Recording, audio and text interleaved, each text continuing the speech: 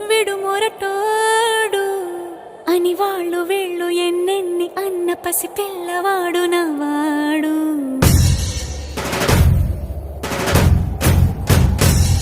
విడు ముండోడు అని ఊరు వాడ అనుకున్న గాని మహారాజు నాకు నవ్వాడు.